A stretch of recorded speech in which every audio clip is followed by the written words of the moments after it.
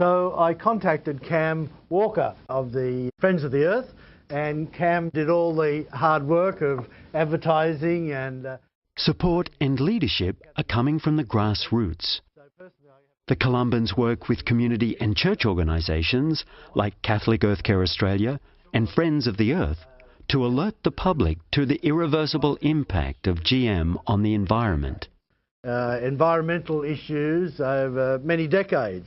I'm sure he'll... For Columban missionary Charles Roux, building networks is an essential part of reaching the public and lobbying for change. Here this afternoon because... So this is where you shop? Yep. Charles also liaises with parish and neighbourhood-based groups like True Food. Kim Healy is one of its founding members. Kim explains how she first became involved. David Suzuki was talking about many things that were concerning the environment, but what he said about genetic engineering was a particular thing that has stayed in my mind.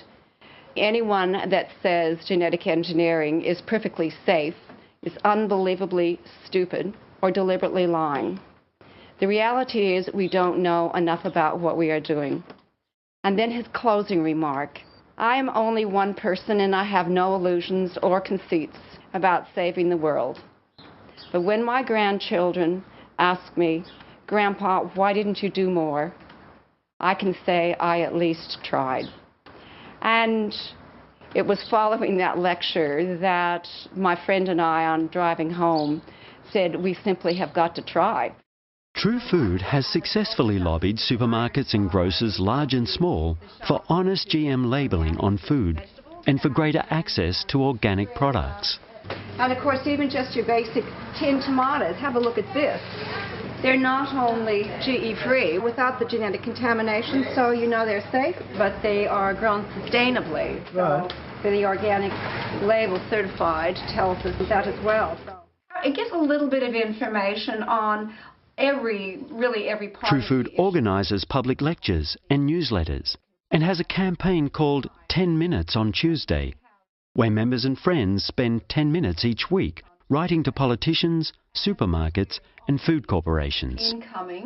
One of their major successes has been to stop a large Australian chicken supplier from feeding its stock genetically manipulated feed, and so preventing GM organisms from potentially entering the human food chain. Trying to encourage the local councils to secure GE-free food for council services like Meals on Wheels.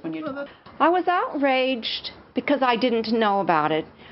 I still feel outraged that the media is not covering this story with an honest approach.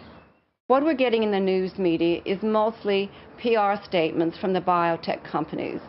Promises of cancer cures and promises of vitamins and minerals that are going to be in all these foods. It's a lot of promises that after 10, 12 years, nothing's eventuating except an incredible amount of money is going into research for biotechnology, which could go alternatively into sustainable and indeed organic agricultural research.